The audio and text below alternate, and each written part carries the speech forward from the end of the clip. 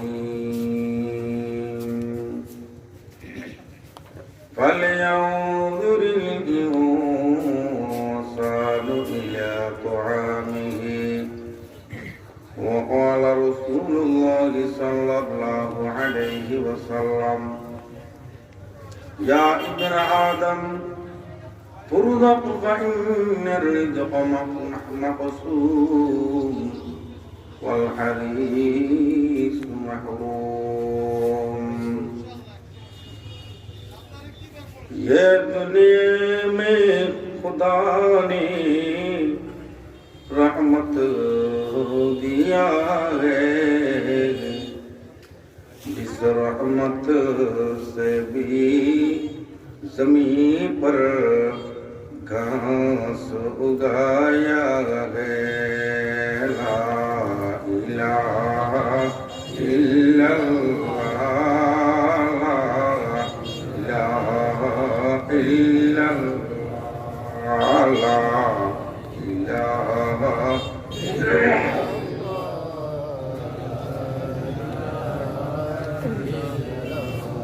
আসমানের মালিক এক আল্লাহ জমিনের মালিক এক আল্লাহ চন্দ্র সূর্য সারা জগতের মালিক তিনি এক আল্লাহ লা ইলাহা ইল্লাল্লাহ লা ইলাহা ইল্লাল্লাহ জোরে লা ইলাহা ইল্লাল্লাহ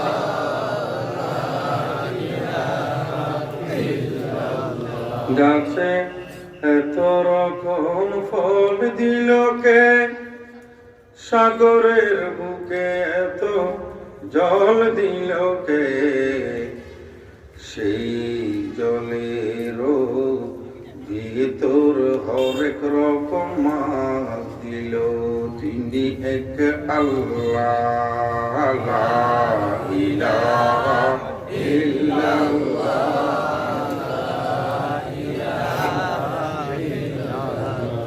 জোরে লা ইলাহা ইল্লাল্লাহ লা ইলাহা ইল্লাল্লাহ আল্লাহর জিকির অন্তরে করলে অন্তরেতে শান্তি পায় এমন শান্তি জানে আর কোথাও যে নাহি পায় লা ইলাহা ইল্লাল্লাহ লা ইলাহা ইল্লাল্লাহ জোরে লা ইলাহা ইল্লাল্লাহ লা ইলাহা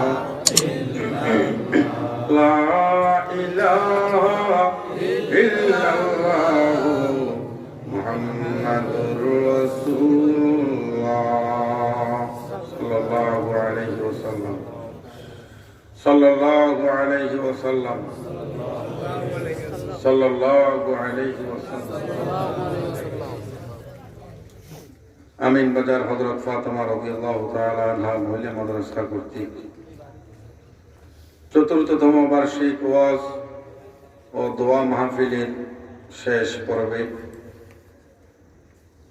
আজকে যারা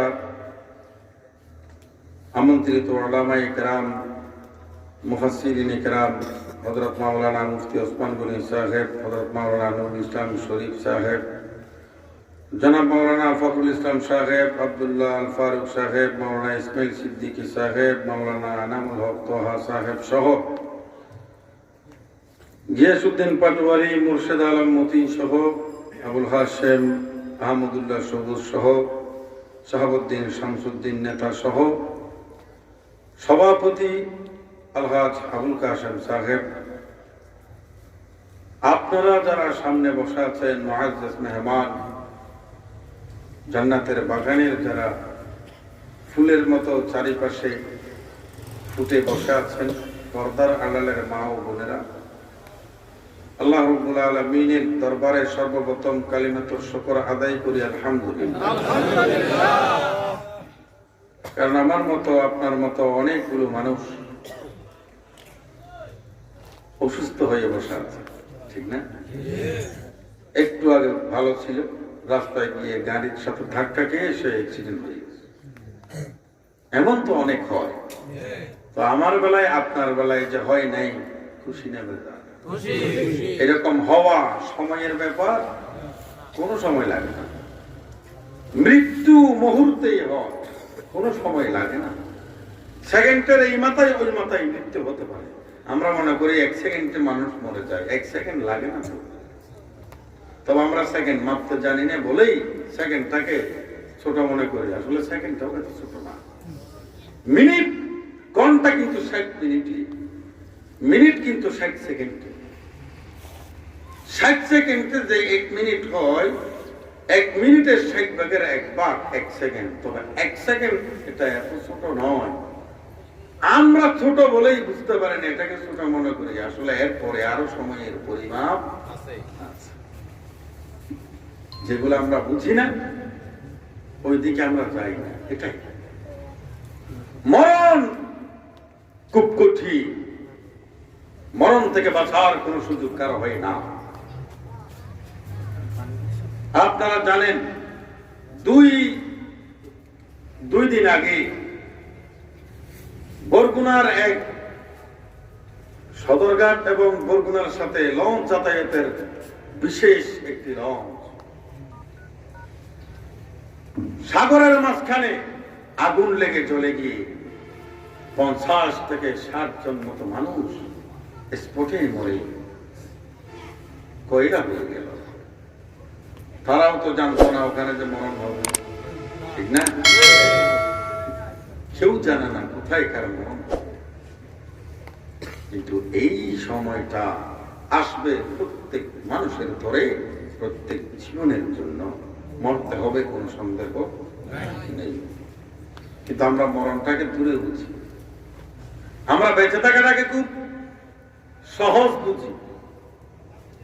তবে বুঝতে হবে, আমাদের হুঁশ যদি ফিরে আসতো, আমরা বুঝতে পারতাম মরণ দূরে নয়, মরণ খুব কাছে। মরণকে যারা কাছে মনে করে তারা কখনো আল্লাহর নাফরমানি করতে পারে না।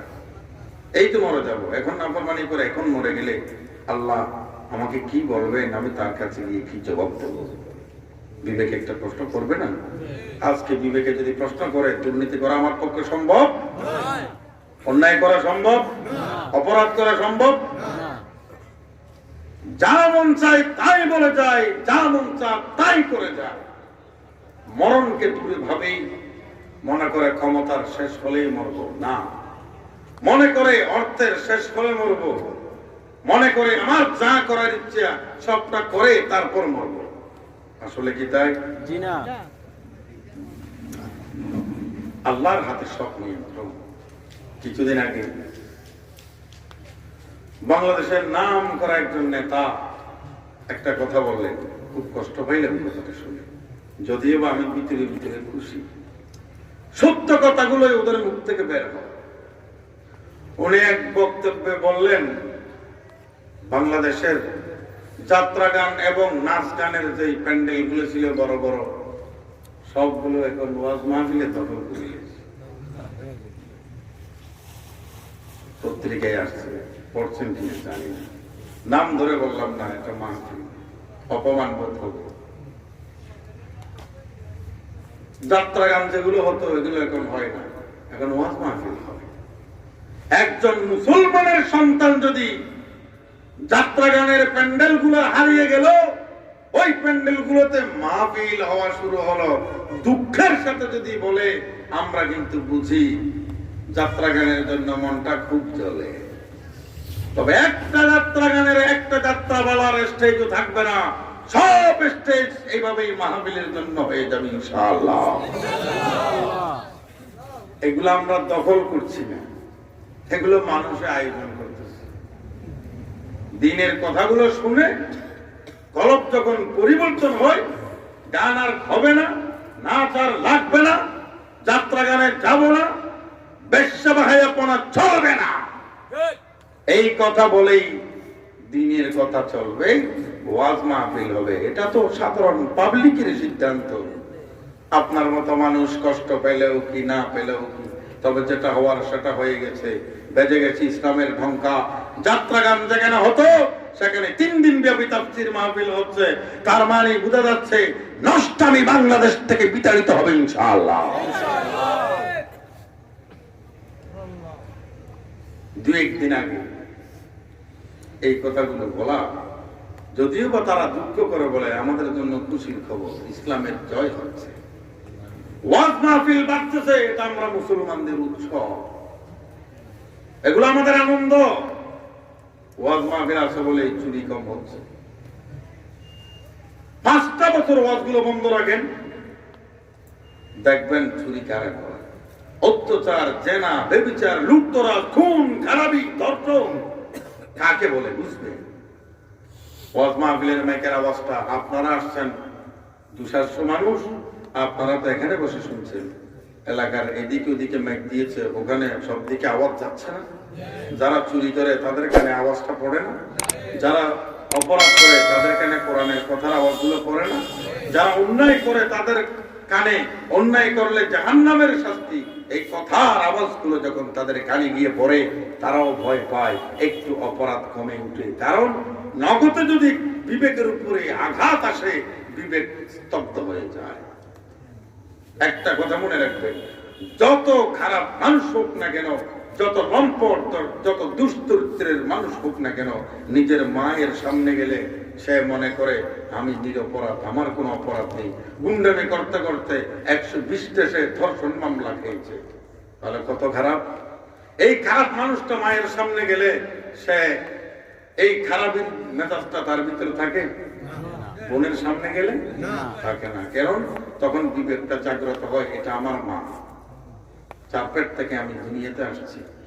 তার সামনে ওই ধরনের কোনো কথা বলা তো যাব দূরের কথা, সে যেন নাই বুঝে আমি তার কুসন্তান, মা আমি খুব ভালো, এই ভাবটা বিবেকে তাকে বলে ভালো ভাবলো বেয়াদব তোর মা। যদি একটু বেয়াদবির ভাব আসে, যদি বুঝে নিঃশ্বাস করলে একটু ধ্বংস হয়ে যাবে, বিবেক যখন নিজেকে বুঝিয়ে দেয়, তখন মায়ের কাছে গেলে এত ভালো হয়ে যায়, আর কারো কাছে এত ভালো নয়। মায়ের সামনে গেলে তার ভিতরে ওই রকম কোনো কিছুই নেই, রাস্তায় আসলে মেয়েদেরকে দেখলে কোন সুখে তাকায়, ঠিক না? বিবেকটা তাকে জায়গা মতো সাইজ করে দিছি। তবে কোরআনের আওয়াজগুলো পড়ার কারণে বিবেকটা জাগ্রত হয়। এই জাগ্রত বিবেক দিয়ে অপরাধ করা সম্ভব হয় না, গুনার কাজ করা সম্ভব হয় না, অন্যায় জুলুম নির্যাতনের দিকে হাত বাড়াতে খুব কষ্ট হয়। তাই বলছি, আমরা মানুষ, আমাদেরকে হুঁশ ফিরিয়ে আনা দরকার। চিৎকার দিয়ে বলুন ঠিক না বেটি? ওরে মানুষ হইছ বেহুশ দুনিয়ার পিছে, ওরে মানুষ হইছ বেহুশ দুনিয়ার পিছে, কি জবাব দিবি রে তুই আল্লাহর কাছে? মানুষ কি জবাব দিবি রে তুই আল্লাহর কাছে? রাতারাতি দৌড়া দৌড়ি, বিশ্রামের সুযোগটা নাই, নামাজ দোয়া দূরের কথা, আল্লাহর নাম তো মুখে নাই। রাতে দিনে দৌড়া দৌড়ি, বিশ্রামের সুযোগটা নাই, নামাজ দোয়া দূরের কথা, আল্লাহর নাম তো মুখে নাই। তোর কাঁধে আজরাইল তো বসে রইয়াছে, কি জবাব দিবি রে তুই আল্লাহর কাছে? ঠিক না বেটি? হারাম হালাল মানিয়া কত টাকা করলা কামাই, এত টাকা রাখবা কোথায়? কাফনে তোর পকেট নাই। পকেট আছে? হারাম হালাল মানিয়া কত টাকা করলা কামাই, এত টাকা রাখবা কোথায়? কাফনে তোর পকেট নাই। এই টাকা সঙ্গে লই কেউ কবরে গেছে, এই টাকা সঙ্গে লই কেউ কবরে গেছে, কি জবাব দিবি রে তুই আল্লাহর কাছে? মানুষ কি জবাব দিবি রে তুই আল্লাহর কাছে? ওরে মানুষ হইছ বেহুশ দুনিয়ার পিছে, কি জবাব দিবি রে তুই আল্লাহর কাছে? মানুষ কি কি জবাব দিবি রে তুই আল্লাহরই কাছে? দুনিয়ারি মুখে পড়ে আল্লাহকে গেছো বলিয়া, জানো কি কবে কখন ছাড়তে হবে এই দুনিয়া? কেউ জানে কখন ছাড়তে হবে? কেউ জানে? কেউ জানে না। জানলে যাওয়ার আগে সবাই ভালো হয়ে যেত, কিন্তু ভালো হওয়ার জন্য সুযোগ ছিল, লম্বা সময় দেওয়া হয়েছে, আমরা এটা টের পাইনি, আমরা এটা বুঝিনি। ওলামায়ে কেরামরা মাহফিলে এসে এগুলো বুঝায়, লম্বা সময় পাইছেন ভালো হয়েছে, লম্বা সময় পাইছেন তওবা করেন। কিন্তু আমরা কই কি বুড়ো হলে করবো আর কি, ওই মরণের সকরাত শুরু হলে হুজুরকে ডাকো, হুজুর একটু তওবা করাই দেন। এই টাইমে কিন্তু তওবা কবুল হওয়ার সময় না, ঠিক না? বুঝতে হবে। দুনিয়ারি মুখে পড়ে আল্লাহকে গেছো বলিয়া, জানো কি কবে কখন ছাড়তে হবে এই দুনিয়া? কিরে বাইরে কত মানুষ চলে গেছে, কত মানুষ মাটির নিচে শুইয়া রইছে, নেতাগিরি জমিদারি সব ধুয়ে গেছে, ঠিক না? রাস্তাঘাটে যারা এখনো ভাই দাঁড়িয়ে রহিল, তাদেরকে প্যান্ডেলেতে আসার জন্য দাওয়াত রইল। রাস্তাঘাটে হাট বাজারে যারা এখন দাঁড়াই রইল, তাদেরকে মাহফিলেতে আসার জন্য দাওয়াত রইল। দেখবে মনে করবেন রাতে হয়াত ফুরাইছে, মনে করবে জীবনের এই শেষ মাহফিল হইছে, ঠিক না? হায়াত যখন চলে যাবে রে বন্ধু, তুমি বুঝবা তোমার হায়াতের বাজেট যতটুকু ছিল ততটুকু দিয়ে ফাইল ক্লোজ করে চলে যাওয়া দরকার হয়ে যায়। দাদার চলে যাওয়ার প্রয়োজন হয়েছিল বলেই আল্লাহ হুকুম করেছে, আজরাইলকে পাঠিয়েছে। দাদা চলে যাওয়ার জন্য প্রস্তুত ছিল না, তবু দাদাকে চলে যেতে হয়েছে কি হয় নাই? দাদা কিন্তু বুড়ো হয়ে গেল, শরীরটা নরম হয়ে গেল, লাঠির উপর বড় দিয়ে হাঁটে। এমন অবস্থায় সবাই মনে করছে কয়েকদিন পর মরে যাবে বুড়ো মানুষটা। ওই বুড়ো মানুষ মরে যাওয়ার জন্য সবাই তাকিয়ে আছে, কখন মরে যাবে, হায়াত ফুরিয়ে যাবে। বয়স তো 80 পার হয়ে গেল। 4 দিন পর 5 দিন পর দেখা যায় ওই ঘরে কান্নার আওয়াজ শোনা যায়। সবাই মনে করলো সেই মরে যাওয়ার জন্য প্রস্তুতি নিয়েছিল এই বুড়া মানুষ, তিনি হয়তো মরে গেছে, তাই তার ঘরের মধ্যে শোকের মাতম চলে।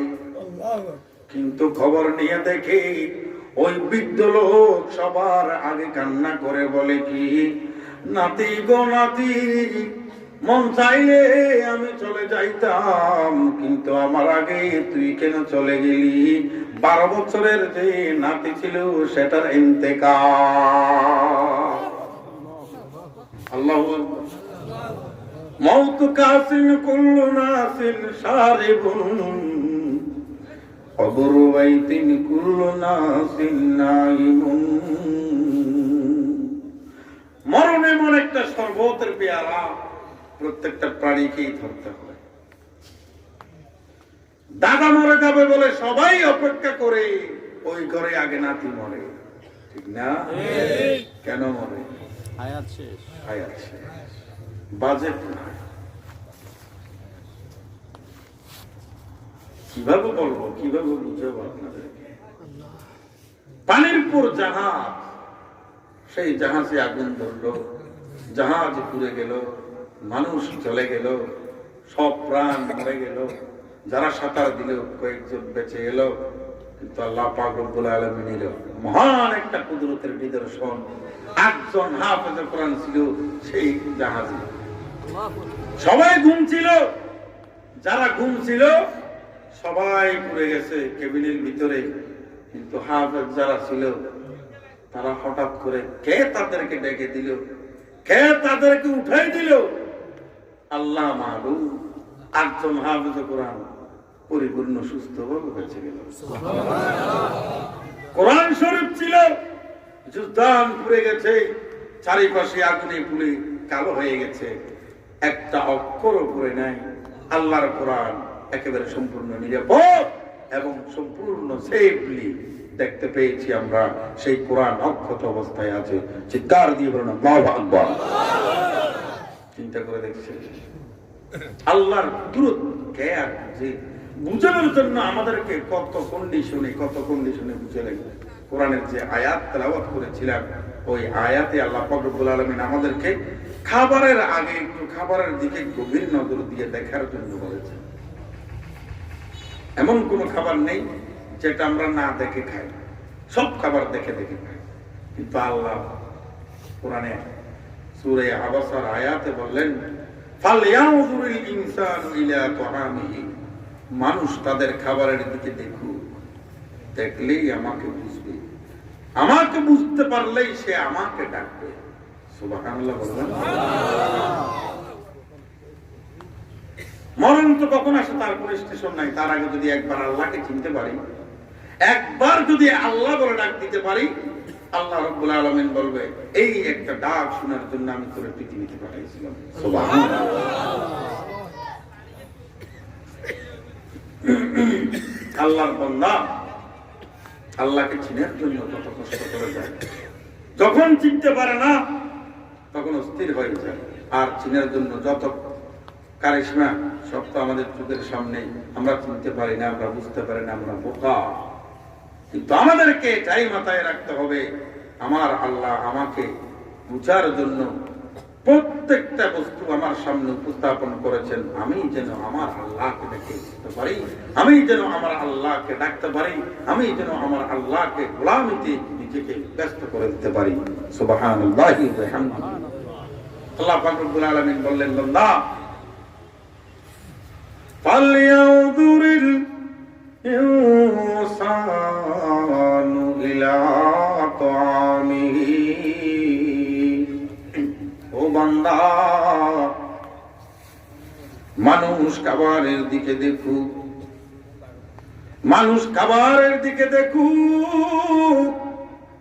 গভীর ভাবে যদি খাবারের দিকে আল্লাহর বান্দারা তাকায়, আল্লাহ রাব্বুল আলামিনের পরিচয় প্রত্যেকটা খাবার থেকেই পাওয়া যায়। সাদর আর আদর মে তেরি রঙ্গ বোহে, जिधर देखता हो इधर तू है, जिधर देखता हो इधर तू है, ला इलाहा इल्लल्लाह মুহাম্মাদুর রাসূলুল্লাহ। গাছের দিকে তাকালে আল্লাহ তোমাকে দেখি,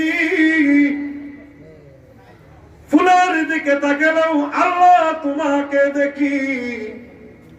এক একটা ফুলের এক এক রং, এক একটা ফুলের এক এক খুশবু, সব দেখার পর বুঝি এটা আমার আল্লাহ ছাড়া কারো পক্ষে করা সম্ভব না। ফলের দিকে তাকালেই বুঝি এক এক ফলের এক এক রং, এক এক ফলের এক এক স্বাদ, এক এক ফল এক এক স্টাইলে ধরে, এক এক ফলের কন্ডিশন এক এক রকম। সবটা দেখেই বুঝতে পারে আল্লাহ তুমি ছাড়া এইসবে কেউ বানাইতে পারে না। সদর और अजर में तेरी रंग वो है, जिधर देखता हो इधर तू है। আল্লাহ সব দিকে তো তুমি, এখানে তুমি ছাড়া আর কিছু নেই। গাছের দিকে তাকালে বুঝি, পাথরের দিকে তাকালে বুঝি, মাটির দিকে তাকালে বুঝি, পানির দিকে তাকালে বুঝি, যেদিকে তাকাই আল্লাহ তোমাকে দেখি। আল্লাহকে যদি সরাসরি না দেখলেও আল্লাহর সৃষ্টির কুদরতের মিশন গুলো দেখলেই তো আমাদেরকে চমকে উঠে দরকার। এই সেই আল্লাহ রাব্বুল আলামিন নিদর্শন আছে, তার মানে তিনি আমাকে দেখে তিনি সব কিছু করতে পারে। আমাকে এটা বিশ্বাস রাখতে হবে, আমার আল্লাহ সর্বহালেই আমাকে দেখে তিনি যা চায় তাই করার শক্তি রাখে। ইন্নাল্লাহা আলা কুল্লি শাইইন কাদির। জোরদার দিয়ে বলেন আল্লাহু আকবার। ভাইরা আমার, যেটা বলতে চাইছিলাম, খাবারের দিকে তাকানোর জন্য কে বলছেন? আল্লাহ। কিভাবে তাকাবো? আল্লাহর পরিচয়টা খুব সহজে পাওয়া সম্ভব। আল্লাহ পাক রব্বুল আলামিন বললেন, ফালিয়ানজুরিল ইনসানু ইলা তুআমিহি, মানুষ তাদের খাবারের দিকে দেখুক, বুঝবে। মানুষ খাবারের দিকে তাকালেই, চিন্তা করলেই আমি আল্লাহর শক্তিটা বুঝবে, তখন সব গোলামি ছেড়ে দিই, আমার গোলামিতে আমার বান্দা ফিরে আসবে। আল্লাহ রাব্বুল আলামিন এটাই চাই। এই গোলামি করবার জন্য পৃথিবীতে মানুষ এবং জিনকে সৃষ্টি করেছেন। কোরআনে কারিমে ঘোষণা দিয়েছেন, ওয়ামা খলাকতুল জিন্না ওয়াল ইনসা ইল্লা লিয়াবুদুন, আমি মানুষ এবং জিনকে পৃথিবীতে সৃষ্টি করেছি কেবলমাত্র আমার ইবাদত করবার জন্য। আল্লাহ রাব্বুল আলামিন যেইভাবে সৃষ্টি করেছেন ইবাদতের জন্য, আসলে আমরা সেইভাবে ইবাদত কি করি? আমরা ইবাদতে ফাঁকি দিই, সবটা ঠিক থাকে। আমরা ইবাদতে এত ফাঁকি দেই, আল্লাহ রহমানুর রহিম বলে নারাজ হয়ে দুনিয়া ধ্বংস করে দিচ্ছেন না। আপনি একটা মানুষ রাখছেন দারোয়ান পাহারা দেওয়ার জন্য, কিন্তু সে পাহারা দেয় না, বেতন দিবেন? হ্যাঁ, একজন মানুষকে বললেন তুমি এখানে বসো, 100 টাকা দেবো তোমাকে চা খাওয়ার জন্য, 5টা মিনিট দাঁড়াও, আমার জিনিসগুলো একটু দেখিও। আপনি আসার পর দেখছেন জিনিসগুলো নাই। সেই লোক যদি বলে আমাকে 100 টাকা দিবেন, বললেন না, আপনি তাকে টাকা দিবেন? 2টা ঘন বোতল দিবেন। আমার জিনিস এটা আগে গুনে দিবেন, আমার জিনিস কোটে মারিতে তোর বললাম দেখে রাখার জন্য, কিন্তু জিনিস গেল চোর হিসেবে মাইর খাবে। ওয়ামা খলাকতুল জিন্না ওয়াল ইনসা ইল্লা লিয়াবুদুন, আল্লাহ রাব্বুল আলামিন আমাদেরকে পৃথিবীতে সৃষ্টি করলেন জিন এবং মানুষকে তার ইবাদত করবার জন্য, তার গোলামি করবার জন্য। গোলামি করে বলে আজকে গভীর নলকূপ দিয়া পাতালের মাটি থেকে চুষে চুষে পানিগুলা উঠাইয়া আমরা পান করি, করি কি করি না? এই পানি যদি গভীর নলকূপ দিয়ে না উঠতো, পুকুরের পচা এবং নোংরা পানিগুলো পান করে আমরা অসুস্থ হয়ে সবাই পৃথিবী থেকে মরে যেতাম। আল্লাহ রাব্বুল আলামিন বলেন, আন্না সাবাবনাল মাআ সাব্বা, বান্দা আশ্চর্য উপায়ে আমি তোমার জন্য পানি বর্ষণ করেছি। আকাশ থেকে পানিগুলো এমন ভাবে বর্ষণ করেছি কেউ দেখে না পানিগুলো কোত্থেকে আসে, কিভাবে আসে। তবে পানিগুলো মাটিতে যখন পড়ে আমরা মনে করি বর্ষার দিনে যখন চারিদিকে ডুবা সাদা যখন হয়ে যায়, এই পানি কোথায় যাবে? আমরা তো ডুবে মরে যাব। আল্লাহ রাব্বুল আলামিন বললেন, বান্দা পানিগুলো তোর জন্য পাঠিয়েছি। আন্না সাবাবনাল মাআ সাব্বা, আশ্চর্য উপায়ে পানিগুলো আমি ফেলেছি। তোর মতো দমকল দিয়ে পানিগুলো এক জায়গায় ফেলি নেই, তোর মতো পানিগুলো এক জায়গায় গিয়ে ফেলাই নেই। সারা পৃথিবী জুড়ে আমি পানিগুলো ফেলাই, প্রত্যেকটা জায়গায় সমানে পানিগুলো দেই, সব জায়গায় পানিগুলো দিলাম। আজকে সেই পানিগুলা যখন তোমার সামনে ডোবা অবস্থায় দেখা যায়, সেই পানি কি আল্লাহ হুকুম করে ও পানি তুমি পাতালের নিচে গিয়ে অবস্থান করো, সেখানে ফিল্টারিং বসানো আছে, সেখানে রিফাইনিং মেশিন বসানো আছে, সেখানে গিয়ে তুমি থাকো। আমার বান্দারা যখন এই বর্ষার মৌসুম শেষ হয়ে যাবে, তখন পানিগুলা যখন শুকিয়ে যাবে, সুদিন যখন আসবে, আকাশ থেকে যখন গরমের করতাপ যখন পড়বে, পুরা দেশের জমি যখন শুকিয়ে পাথরের মতো হয়ে যায়, বান্দারা পানির জন্য যখন পাগল হয়ে যাবে, তুই পানি মাটির নিচে পাতাল থেকে আবার বেরিয়ে আসবি। আর একটু জোরে বলেন না, আন্না সাবাবনাল মাআ সাব্বা। আশ্চর্য উপায়ে পানিগুলো আল্লাহ রাব্বুল আলামিন পৃথিবীর বুকে দান করলেন। তবু বললেন, বান্দা পানি পান করার আগে তুমি পানির দিকে একটু তাকাও, খাবার গ্রহণ করার আগে খাবারের দিকে একটু তাকাও। ফালিয়ানজুরিল ইনসানু ইলা তুআমিহি, খাবারের দিকে দেখো বান্দা, খাবারের দিকে দেখো। আর আয়াতে বললেন, কুলু ওয়াশরাবু, খাও এবং পান করো। ও বান্দা, তোদের খাবারের জন্য গোটা পৃথিবীর মধ্যে এক এক রকমের নাজ নিয়ামত আমি তোমাদের জন্য দান করে দিয়েছি, সেই খাবারগুলা তোমরা খাও এবং পানিগুলা পান করো বান্দা। আর আয়াতে বললেন, ও আমার বান্দা, তোমরা বেশি বেশি করে খাও, খেয়ে যদি শুকর আদায় করো তোমাদেরকে আরো বেশি নিয়ামত বাড়াইয়া দেব। লা ইন শাকারতুম লাযীদান্নাকুম ওয়ালা ইন কাফারতুম ইন্না আযাবি লাশাদীদ। বান্দা নিয়ামত খাও, খেয়ে শুকর করো, বেশি করে বাড়াই দেব। কুফরি করলে নিয়ামত গুলো কেড়ে নেব। আগে জমিনে ধান হতো, এক কানি জমিতে 30 হাড়ি ধান, ঠিক না? যাদের বয়স 50-60 হয়েছে তারাই বুঝতে পারবে আমি কি বলতে চাইতেছি। এক কানি জমি চাষ করলে 20-30 হাড়ি ধান, কিছু পানিতে নষ্ট হয়, কিছু পোকায় নষ্ট করে, এইরকম করে করে একটা খাবারের অভাব চলে আসতো। মানুষ ছিল আরো কম, ঠিক না? মানুষও কম ছিল, ধানও কম ছিল, অভাবও ছিল। এখন মানুষও বেশি, এক কানি জমিতে 100 মণ, 120 মণ হাইব্রিড। আল্লাহ কয় মানুষ বাড়ছে না, বেশি খাবারের দরকার আছে না? আল্লাহ কয় খাওয়াই আমি, বানাই আমি, সিস্টেম আমি করি, তোরা শুধু খাবি আর খাবি, মাঝে মধ্যে আমাকে খোঁটা, ঠিক না? এত সিস্টেম করার পরেও আমরা মনে করি এগুলো আমরা করতেছি। আল্লাহ রাব্বুল আলামিন কয় না, এক কানিতে 30 হাড়ি ধান 40 হাড়ি ধান হইতো, সেই ধান নষ্ট হয়ে যেত। এখন 120 হাড়ি ধান যে হয়, মনে করিস না ও দাম গবেষণা কেন্দ্রের বৈজ্ঞানিকের দল, এগুলো তোরা করস না।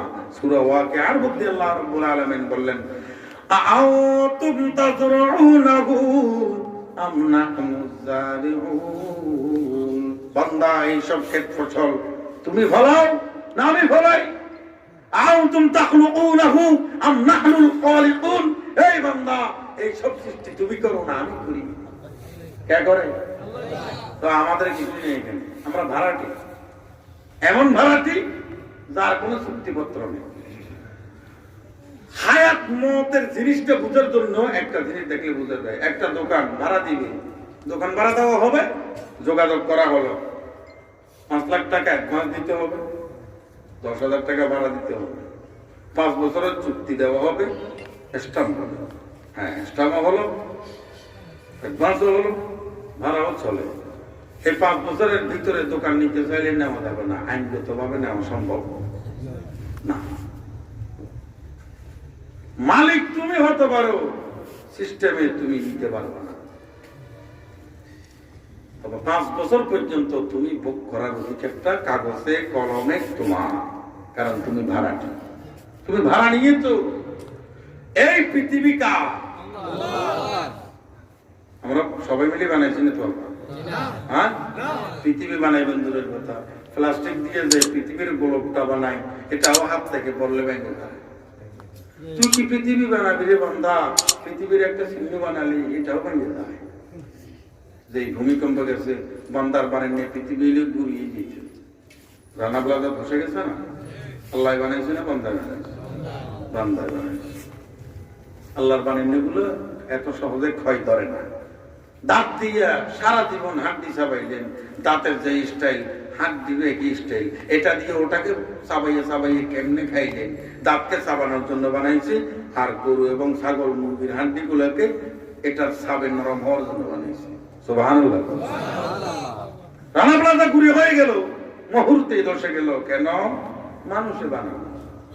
আল্লাহর বানানো লোকগুলো পর্যন্ত ক্ষয় পায় না, কাটতে হয়। গাছ ধরে, বাঁশ ধরে, এটা ধরে, কাপড় ধরে, টানে। এই 2টা হাত শুধু কাজে ব্যস্ত না? আঙ্গুলের মাথাটা সব দিকে কামড়ায় কামড়ায় ধরে, একটার সাথে একটা ঘষলেই যদি ক্ষয় যায়, গাড়ির বিয়ারিং এর গুটিগুলো যদি ক্ষয় যেতে পারে চলতে চলতে, হাতের নখগুলো কেন ক্ষয় গেল না? বিয়ারিং কে বানাইছে? আল্লাহ বানাইছে, বান্দায় বানাইছে। এই নখগুলো কে বানাইছে? এই কারণে এগুলো ক্ষয় যায় না। তোমাকে কাটতে হবে যতটুকু তোমার দরকার। কষ্ট হয়, খারাপ লাগতেছে, একটু বুঝানোর চেষ্টা করতেছি। আজকে শুধু একটা কথা যদি বুঝতে পারি, কালকের জন্য এটা আমার নাজাতের উসিলা হবে। বুঝেন, একটু বুঝার চেষ্টা করুন আল্লাহ আমাদেরকে কি বুঝাতে চাইবে। তো আল্লাহর কুদরতের সৃষ্টিগুলো শক্তিশালী বেশি, এই কারণে আমরা তার কাছে ভাড়াটিয়া, এমন ভাড়াটিয়া যে ভাড়াটির কোনো চুক্তিপত্র নাই। দুনিয়াতে আসছে, সবাই মনে করে আমি 60 বছর বাঁচবো, দেখা যায় 10 বছরের সময় সে পৃথিবী থেকে বিদায়, ঠিক না? চুক্তি নেই। তিনি যতটুকু নিয়ামত হায়াতের ফাজল দিয়েছে এতটুকুতেই আমার শেষ, চলে যেতে হবে। তো বলেছিলাম বন্ধুরা, আল্লাহ পাক রব্বুল আলামিন বারবার বললেন শুধু একটা কথা, খাও, পান করো, খাও, শুকর করো, খাও, দেখো আমাকে চিনতে পারবে। আল্লাহকে যদি আমরা চিনতে পারি তাহলে আল্লাহর বিরুদ্ধে একটা কথা বলাও আমাদের পক্ষে সম্ভব। এই তো 10-15 দিন আগে মুরাদ সাহেব, আমার দেশের একজন ছিলেন পরিচিত নেতা, তিনি বলেছিলেন রাষ্ট্রধর্মে ইসলাম থাকবে না, লাগবে না। আর এই মানুষ ইসলাম থাকবে না, ইসলাম লাগবে না, পাগলের মতো বলার দরকারটা কি ছিল? তবে আজকে রাষ্ট্রও আছে, রাষ্ট্র ধর্মে ইসলামও আছে। যে বলেছিল রাষ্ট্র ধর্মে ইসলাম থাকবে না, আজকে তার নেতাগিরি গেছিল। যে বলছে রাষ্ট্র ধর্মে ইসলাম লাগবে না, বাংলাদেশের মাটি, দুলু, বালি, আকাশ, বাতাস সবকিছু একসাথে বলেছে তোর মতো লম্পটের মন্ত্রিত্ব লাগবে না। নেতাগিরি শেষ, মন্ত্রিত্ব শেষ। মনে করেছে রাষ্ট্রধর্মে ইসলাম সেটা তার মাথার চুলের মতো, চুল যেমনে যেমনে গেছে সে বলতেও পারে না, মনে করছে রাষ্ট্রধর্মে ইসলামও এমনি এমনি। আসলে কি তাই? চারাগে রাখে যত বড় ফরুজ হারা জনদের শশবসুজ, আমার দিনের চেরাগ। আল্লাহ রাব্বুল আলামিন বললেন আমার দিনের চেরাগটা, যেই চেরাগের বাতিটা জ্বলে সেই চেরাগের আলো সারা বিশ্বময় ছড়াবে। অন্ধকার জাহিলিয়াত থেকে মানুষ বের হয়ে, পাপাগার থেকে বের হয়ে মানুষ জান্নাতের পথের দিকে এসে দাঁড়াবে। কোরআনের বাণীগুলো শুনে মানুষ জাহান্নাম থেকে মুক্তি পাবে। সেই হাদিসের বাণীগুলো শুনে মানুষ কুকর্ম থেকে ফিরে সুকর্মের মধ্যে চলে আসবে। গান বাজনা এবং যাত্রা গানের প্যান্ডেলের স্টেজ থেকে মানুষ ওয়াজ মাহফিলে চলে আসবে। এমন একটা কোরআনের বাণী আল্লাহ রাব্বুল আলামিন পৃথিবীর মধ্যে দিয়েছেন। এই দিন ইসলামকে যারা নিভিয়ে দিতে চায়, এই দিন ইসলামকে যারা নিভিয়ে দিয়ে দিন ইসলামকে যারা বন্ধ করতে চায়, আল্লাহ রাব্বুল আলামিন বললেন ইন্না নাহনু নাযালনা যিকরা ওয়া ইন্না লাহু লাহাফিজুন। বান্দারা শুনো, আমি যে কোরআন পৃথিবীতে নাযিল করেছি, ইসলামের মৌলিক এবং মূল বিধান, সেই কোরআনের নীতিটা পৃথিবীবাসীর জন্য আমি পাঠিয়েছি রহমত স্বরূপ। এই কোরআনের দিকে যে হাত বাড়াবে, এই ইসলামের দিকে যে হাত বাড়াবে, ইসলামের আলো জ্বলন্ত অবস্থায় সারা পৃথিবীতে আলোকিত করবে। যদি কেউ নিবানোর জন্য সেই দিনের বাতির দিকে ফুম দিয়ে আগুনটা নিভাতে চায়, দিনের চেরাগটা নিবানোর জন্য যদি কেউ ফু দেয়, হারা ঘর জনদের তার মুখ পুরো সরকার হয়ে যাবে, আল্লাহর দিনের বাতি কখনো নিভাতে পারবে না, ইসলাম থাকবে না। বলার 3টা মাস পার হয় নাই, বাংলাদেশের মাটি বলতেছে তোমার মতো লম্পট এই মাটির উপরে থাকতে পারবে না। গেল গাইরে গেল যখন এই বেগসারা কানাডায়, কানাডায় তো কয় লুচ্চা লম্পটের জায়গা নাই, ঠিক না? যখন গেল এই বেচারা হাজির হলো কানাডায়, কানাডায় বলে লুচ্চা লম্পটের এখানে জায়গা নাই। তারপরে দুবাই গেল, এয়ারপোর্টে আটকে পড়লো। তারপরে দুবাই গেল, এয়ারপোর্টে আটকা পড়লো। কষ্ট করে বলে ও ভাই জানে বাঁচতে সুযোগ চাই, ওরাও বলে তোমার মতো দিলে মদনের জায়গা না। এরপরে কান্না করে এয়ারপোর্টে মাজা ধরে, কত আর পারে, মানসিক চাপ, টেনশন সবটা বোঝা নিয়া এয়ারপোর্টে ঘুরে, নাই খাওয়া দাওয়ার ঠিক মতো, নাই ঘুম ঠিক মতো। শরীরটা যখন জি করে, হাঁটতে হাঁটতে হয়রান হঠাৎ করে শুইয়া গেল এয়ারপোর্টের বারান্দায়, ব্যাগটা কাছে নেতাগিরি, মন্ত্রিত্ব রইল কোথায়? হাইবে সারা যখন আবার চলে গেল কানাডায়, কানাডাতে বলে লুচ্চা লম্পটেরই জায়গা নাই।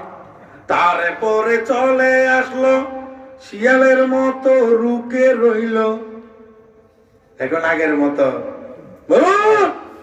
বক্তব্য দিতে রায় না, টেম্পার শেষ তো, ঠিক নেই? বেয়াদবকে বাংলাদেশের যারা নিম্ন শ্রেণীর বেয়াদব আছে, উচ্চ শ্রেণীর বেয়াদবকে এরাও গিনে করে। তুই বেড়া এত বড় বেয়াদব হইছিস কেন? আমরা না হয় ভুলে একটু করি, তুই এত বেশি বেয়াদব কেন? দিনের ক্ষেত্রে আসলে সবাই একমত, ধর্মের ক্ষেত্রে আসলে সবাই একমত।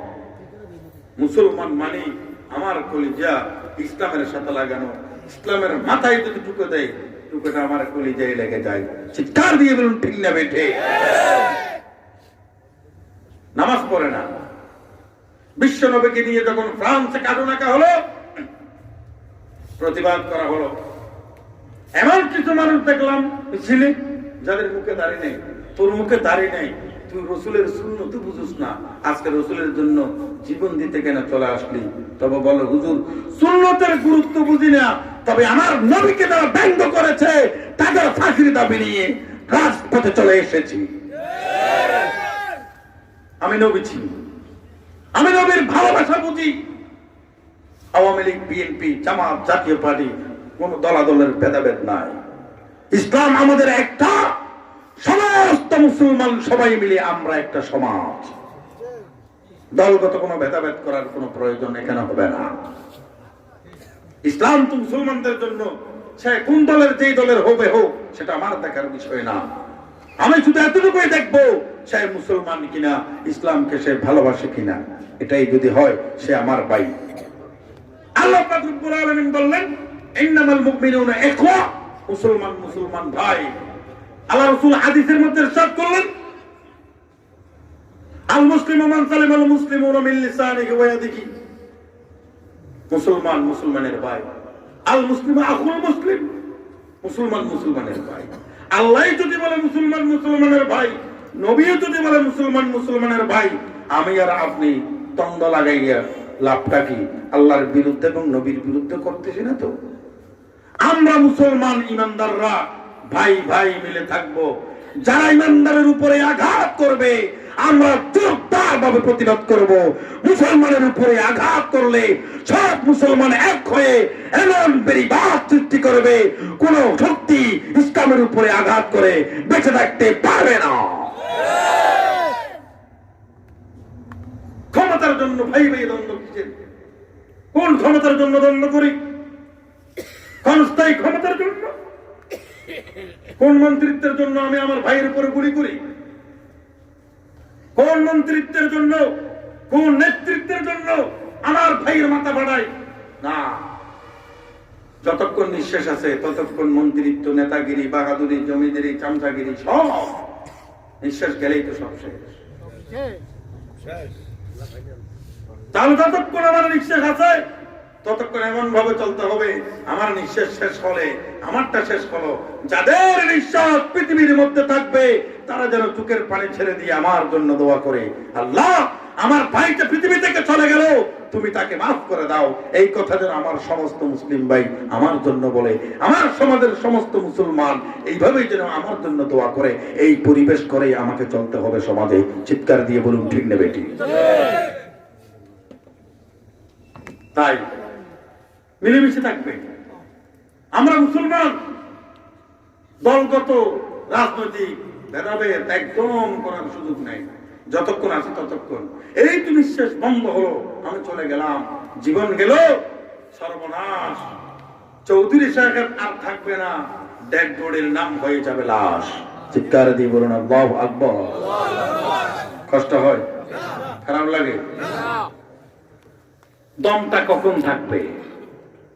আল্লাহ যতক্ষণ বলেছে নিঃশ্বাস ডুববা বের হবা, ডুববা বের হবা, যেই দিন আমার রুটা ভিতরে ফিটিং করে দিচ্ছে, ওই দিন রু নামে সফটওয়্যারটা ইনস্টল করে দিয়েছে, টাইমিং সেটিং করে দেওয়া হয়েছে, কতদিন সে বাঁচবে, এই নিঃশ্বাস কতক্ষণ থাকবে, এই শরীরের শক্তি কতক্ষণ থাকবে, তার বাক শক্তি কতক্ষণ থাকবে, তার ক্ষমতার মস্তক কিভাবে হবে, সবটা সফটওয়্যার ইনস্টল করে দেওয়ার সময় ভিতরে দিয়ে দিয়েছে। বাঘের মতো হাঁটছে মানুষ, 3 দিন পরে দেখি স্ট্যাটাস দিয়ে হাঁটে, কিরে বাবা কি হলো, অ্যাক্সিডেন্ট করে পা ভেঙে গেছে। হাঁটে যায় বাঘের মতো, 1 সপ্তাহ পরে দেখি ডান হাত নড়ে, বাম হাত শরীরের সাথে লাগে না, কি হলো বাবা, প্যারালাইসিস হয়ে গেছে। আর কোন শক্তি আছে? কোথায় তোমার বাহাদুরি, কোথায় তোমার জমিদারি? নিঃশ্বাস থাকতেই নিজেকে সংশোধন করো। দম ফুরাইলে স্বপ্ন রাঙ্গায় কি দিয়া, মরার আগে যা করবার করতে হবে, মরার পরে কোনো আমল করার সুযোগ নাই। তোর রঙে মাকা স্বপ্নে আঁকা 2 দিনের দুনিয়া, দম ফুরালে স্বপ্ন রাঙ্গায় কি দিয়া, ও মন হরে দম ফুরালে স্বপ্ন রাঙ্গায় কি দিয়া। স্বপ্ন দেখে টাকার বস্তা কাঁধে নিয়ে যায়, জাগলে দেখে 1 টাকাও নিজের হাতে নাই। কথাটা খুব দারুণ। এক লোক ঘুমে স্বপ্নে দেখতেছে টাকার বস্তা একটা পাইছি, খুলে দেখে 1 বস্তা 1000 নোট আর 500 টাকার নোট। বস্তাটা বলা মতো বাইন্দে কয়, এই টাকার বস্তা আমি কোথায় নেব, নিয়ে দৌড় দিতেছি, টাকার বস্তা কাঁধে নিয়ে খুচট খাইয়ে যখন পরে গেছে, পরে কয়, হ্যাঁ টাকার বস্তাটা ধর। এই যে ধর বলে ধরলো, টাকার বস্তাটা ধরলো, তবে টাকা তো ভারী, ধরে রাখতে পারে নাই, টাকার বস্তার সাথে একটা গড়াগড়ি দিয়ে একটু পরে দেখে খাট থেকে পড়ে গেছে। চোখ খুলে দেখে শুয়েছিল খাটের উপরে, এখন বেচারা মাটিতে, টাকার বস্তা নাই, দেখা যায় কোন বালিশটা। স্বপ্নে দেখে টাকার বস্তা হাতে দিয়ে যায়, জাগলে পরে 1 টাকাও নিজের হাতে নাই। হাইরে ওই সব স্বপ্নের কুমন্ত্রণা মনটারে ধোঁকা দিয়া, দম ফুরালে স্বপ্ন রাঙ্গায় কি দিয়া। ঠিক নেই? ও মুসলমান, দম ফুরাইলে স্বপ্ন রাঙ্গানোর মতো কোনো সুযোগ নাই। আল্লাহ রাব্বুল আলামিন বললেন, বান্দা তোর স্বপ্ন রাঙ্গাবি, তোর মনের রঙের বাজারটা রাখবি, তোর স্বপ্নটা তোর মনের মধ্যে থাকবে, সেই স্বপ্নটা মনের মধ্যে রাখবি। আমি আল্লাহর গোলামের স্বপ্নটা তুই একবার মনের মধ্যে স্বপ্ন দেখে দেখ, তাহলে তোর নামটা আমার পছন্দের বান্দা যারা আছে তাদের নামের তালিকার মধ্যে নিয়ে আসবো। মুত্তাকিনদের তালিকায় তোর নামটা আসবে, পরহেজগারদের তালিকায় তোর নামটা আসবে, তাসবিহ যারা পড়ে তাদের তালিকায় তোর নামটা আসবে, ভোর রাতে উঠে জিকির যারা করে তাদের তালিকায় তোর নামটা আসবে। তবে একবার দেখ, খাবারের দিকে দেখ রে বান্দা, আমি আল্লাহকে খুব সহজেই তুই চিনতে পারবি। তাহলে ইনসানু ইলা তাআমিহি, ও বান্দা তুই খাবারের দিকে দেখ, দেখার মতো যদি দেখলে আমি আল্লাহকে চিনবি। আমি আল্লাহকে চিনার পর তুমি তো আমার বান্দা, আমার জন্য পাগল হইবা। যখন চিনার জন্য দেখবা তখন তুমি বুঝতে পারবা রে বান্দা। তাফসীরের কিতাবের মধ্যে লিখেছে, খাবার আগে আমরা যেইভাবে দেখি সেই দেখার জন্য বলে নাই। আল্লাহ রাব্বুল আলামিন বললেন, বান্দা প্রত্যেকটা খাবার সামনে গেলে ওই খাবার দেখলেই আমি আল্লাহর সৃষ্টিগত ক্ষমতাটা যেন তোর চোখের উপরে ভাসে। আল্লাহু আকবার, আল্লাহু আকবার। ভাইরা আমার, আল্লাহ রাব্বুল আলামিন শুধু এই কথাটা বললেন, খাবারের দিকে আমার বান্দারা দেখুক, দেখলেই তো বুঝবো। কিভাবে দেখলে বুঝবো? একটু মাথার মধ্যে 2 মিনিটের ভাবনা নেই। জীবনে অনেক তরমুজ খাইছি, কি খাই নাই? তরমুজ তো খাইছি। তরমুজ উপরের দিকে দেখলাম সবুজ, লম্বা কিংবা মোটা এবং গোলাকারে হয়। সেই তরমুজটা উপরের রংটা কিরকম বলেন তো আমার মুমিন ভাইরা? উপরে সবুজ, কালো দরকার। সবুজটা যদি ডিপ হয়ে যায়, কালোর মতো দেখা যায়। তবে কিতাবের হুকুম হলো ওয়ালিল আকতারি হুকমুল কুল, যেদিকে বেশিরভাগ প্রমাণিত হবে সেটাই মূল সিদ্ধান্ত হিসেবে গ্রহণ হইবে। সবুজ, তরমুজের উপরে সবুজ। আসলে প্রথমে তরমুজের রং ছিল বাস্তবে সবুজ এবং শুধু সবুজই ছিল, এখন কালো একটা জাত আসছে, ঠিক না? মুমিন যখন সব মুমিন ছিল তখন মুনাফিক ছিল না। মুনাফিক মুমিনের ভিতর থেকে বের হয়েছে ইসলামের সাথে দুশমনি করবার জন্য।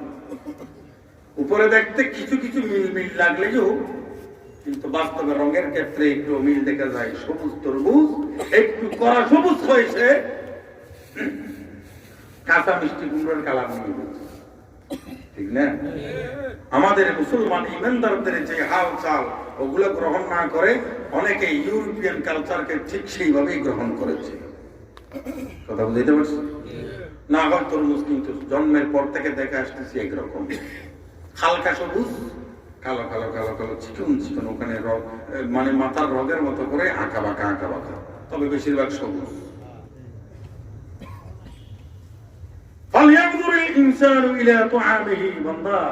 খাবারের দিকে একটু দেখ না, তুই বুঝবি আমার কত শক্তি, কেন আমি এগুলো বানাই, কি জন্য বানাই, কেন তোকে খাওয়াই, তোর জন্য ভিতরে মিষ্টি দিয়েছি। চিনির মিল কোথায় বলেন তো? চিনির মিল কোথায়? দিনাজপুর, রাজশাহী, চুয়াডাঙ্গা।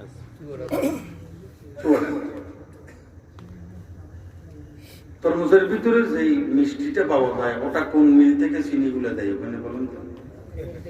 হ্যাঁ, আল্লাহ তোমার কুদরতি মিলে।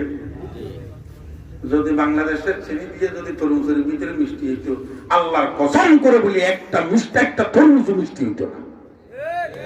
কারণ সব চিনি গুলো তরমুজে দেওয়ার জন্য দায়িত্ব যারা পাইতো এরা বস্তা করে বিক্রি করে দিত। তরমুজে এক ফোঁটা চিনিও দিত না, আমরা ডাইরেক্ট বাংলা কদুর মতো খাইতাম। আল্লাহ কয় দুর্নীতি মুক্ত মিষ্টি থাকবে তরমুজের ভিতরে, অরিজিনাল। ও বান্দা, তোর জন্য তরমুজের ভিতরে কত স্ট্যান্ডার্ড ভাবে আমি অরিজিনাল মিষ্টিটা তরমুজের ভিতরে এমন ভাবে সিস্টেম করলাম, সেটা দেখ। দুর্নীতি মুক্ত মিষ্টিটা কোন চিনি দিয়া যেই আল্লাহ এই তরমুজের ভিতরে মিষ্টিটা ঢুকিয়ে দিয়েছে, সেই আল্লাহ বললেন ফালিয়াউদুল ইনসানু ইলা তুআমিহি। খাবারের দিকে দেখলে বুঝা যায়, তরমুজের দিকে একবার দেখ। বান্দা, দুর্নীতি মুক্ত মিষ্টি হলো এই তরমুজের মিষ্টিটা। উপরের রংটা সবুজ দেখলাম, সবুজ রঙের তরমুজটা সামনে আসার পর তখন কেটে দুই টুকরা করা হলো। দুই টুকরা করবার পর আমি সেই তরমুজের ভিতরে দেখতেছি টকটকে লাল। সুবহানাল্লাহ। এই টকটকে লালের উপরে দেখি আবার কালো কালো তরমুজের দানাগুলো বসানো। কত সুন্দর ভাবে তরমুজের দানাগুলো বসানো হয়েছে, লাগে যেন সুপার গ্লু গাম দিয়া কাগজের উপরে কোনো কালো জিনিস বসিয়ে রেখেছে। সুবহানাল্লাহ। আল্লাহ রাব্বুল আলামিন কুদরতি কারিশমায় তরমুজের বিচিগুলো এমন ভাবে বসায়, চারিদিকে গোলাকার করে যেন স্কেল দিয়ে মেপে রাউন্ড করে তরমুজের বিচিগুলো সারি সারি করে বসিয়েছে। এইভাবে বসালো তরমুজের বিচি, উপরে সবুজ রং, ভিতরে লাল রং, লাল রঙের উপরে আবার কালো কালো তরমুজের দানা। সেই তরমুজের দানার ভিতরে যে মানজাটা থাকে আমার বন্ধুরা, সেই তরমুজের মানজার রংটা কিরকম? সাদা। সুবহানাল্লাহ। তাহলে আপনারা গবেষণা করিলেন? সুবহানাল্লাহ। সাদা, কালোর ভিতরে সাদা। এই সাদার ভিতর থেকে আবার मिठा दो अपने हस्ती को अगर कुछ मर्तबा चाहो कदाना हाथों में मिलकर गुली गुलजारे होता है। তো বিচি যখন তার কাছ থেকে মিটিয়ে দেয়, জমিনের মাটির নিচে যখন চলে যায়, সেই তরমুজের বিচি থেকে আবার একটা তরমুজের চারা গজিয়ে উঠে। চারার রংটা কিরকম? সবুজ। বিচির ভিতর থেকে সবুজ আইলো থেকে আমার এটা বুঝে আসে, আপনাদের বুঝে আসে? কথা বলেন, বুঝে আসে?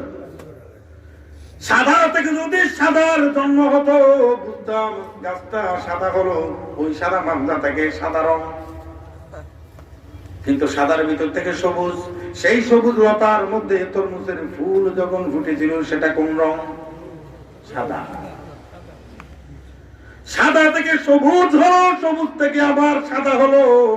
সেই সাদা ফুল থেকে আবার তরমুজের কড়াটা লেগে আবার সবুজে রূপান্তর হলো। সেই ছোট্ট তরমুজের কড়াটা বড় হতে হতে এবং বড় হলো, ভিতরে লাল এবং কালো এবং মিষ্টি দিয়ে ভরপুর। আল্লাহ রাব্বুল আলামিন বললেন, বান্দা, খাবার যদি তোমার সামনে আসে একবার খাবারের দিকে নজর দিয়ে দেখ, কত কারিশমা করে আমি তরমুজটা বানাইছি। পৃথিবীর বুকে যতটা খাবার আছে প্রত্যেকটা খাবারকে আমি এইভাবে আমার কারিশমা দিয়ে সাজিয়ে বানিয়েছি। সুবহানাল্লাহ। চিন্তা করে দেখছেন খাবারের দিকে কেন তাকাতে বললেন? এই একটা আয়াত নিয়ে 3-4 দিন চলে গেছে, সামনে আগুইতে পারে না। কেন তাকাইতে বললেন? আমরা না তাকাইতে তো কিছু গাই না, তো আল্লাহ আমাদেরকে তাকাইতে বললেন কেন? পরে দেখলাম এই জন্য তাকাইতে বললেন। তরমুজের ভিতরে 4টা রং, মিষ্টির এত গভীরতা, অনেক সময় দেখা যায় ঝিলির মতো দানা বসে যায়। এই তরমুজের ভিতরে যদি একবার দেখলেই তো বুঝা যায় এই সব কুদরতি কারিগরি যিনি করেছে তিনি আমার আল্লাহ। এই আল্লাহকে যারা অস্বীকার করে তারাই হলো নাস্তিক। আল্লাহ আছে, নাস্তিকদের কোনো দখল এবং তাদের কর্তৃত্ব হবে না। আমার আল্লাহ না থাকলে তরমুজের এই কুদরতি কারিগরি কে করলো? কোন কারিগরি প্রতিষ্ঠানের পক্ষে এই কারিগরি করা সম্ভব ভাইরা আমার। কষ্ট হয়, অসুবিধা একটু পরে শেষ করে দিচ্ছি, আপনাদের খুব কষ্ট হয় শীতের দিন তো। এই মাদ্রাসাটা আছে বলে একটু আজকে একটা মাহফিলের আয়োজন করা হলো। তবে আমি শুধু আপনাদেরকে একটু বুঝাতে চাইতেছি, আল্লাহ আমাদেরকে তাকানোর জন্য বললেন খাবারের দিকে, এবং মরণের যে সংকেতটা আমরা চোখে দেখি বুঝি না। এখন তো মরে যেতে পারি, উঠতেই তো মরে যেতে পারি, ঘুরে পরেই তো মরে যেতে পারি। তবে মরার আগে যদি একটা ভালো কাজ করে যাই সেটা আমার নেকির খাতায় থাকবে, যদি একটা নষ্টামি করে যাই সেটা আমার বদির খাতায় লাগবে। কিন্তু মরে গেলে আর কিছু করার সুযোগ হবে না। মরার আগে যা করি, তওবা করলেও মরা লাগে, ভালো কাজ করলেও মরা লাগে, খোদার দরবারে কান্না করে নিজেকে অপরাধীর তালিকা থেকে ক্ষমা প্রাপ্ত নেককার দিনদারের তালিকায় নিয়ে যাওয়ার সুযোগটাও মরার আগে। তবে আখিরাতে গিয়ে আমাদেরকে আসল হিসেবের মাথায় রাখতে হবে। দুনিয়াতে ঠেকা বর্ষা এগুলো কোনো বিষয় না।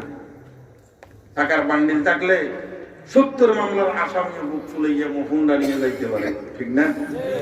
পুলিশে ধরছে দিচ্ছি কিছু না, পুলিশ আসামি একটাকে অনেকদিন পিছনে পরিশ্রম করে ধরছে সিআইডি।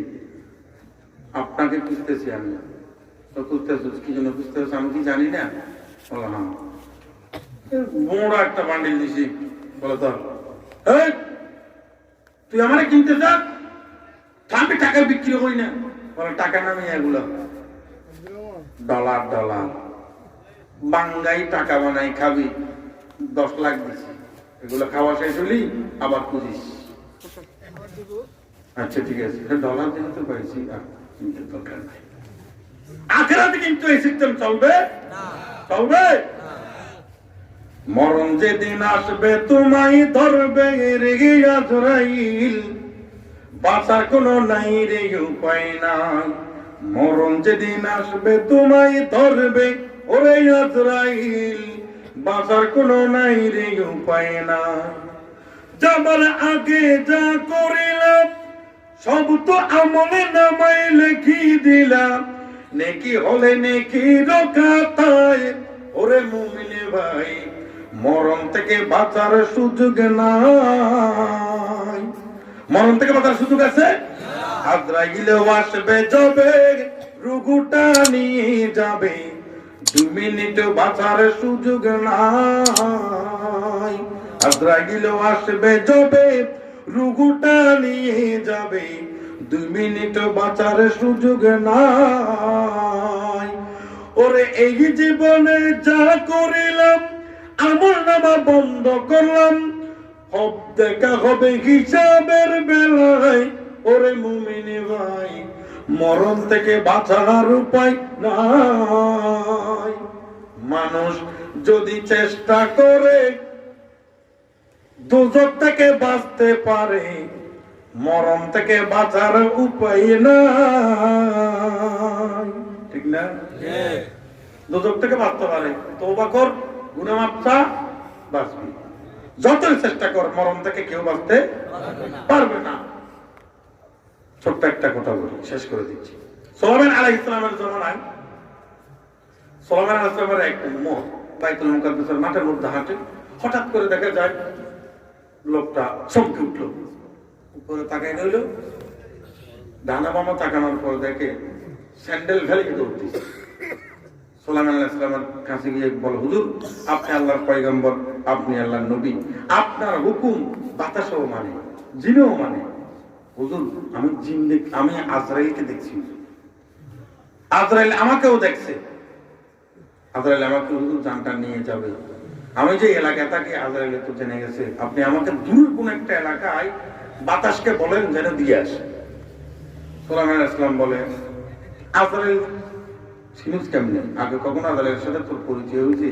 বলে, হুজুর না, দেখলাম এত বড় সব পৃথিবীতে কারো হতে পারে না, এত ভয়ঙ্কর চেহারা পৃথিবীর মধ্যে কোনো মানুষের হয় না, এত লম্বা কোন জীব আমি দেখিনি। সব মিলিয়ে হুজুর বুঝছি এটা আজরাইল।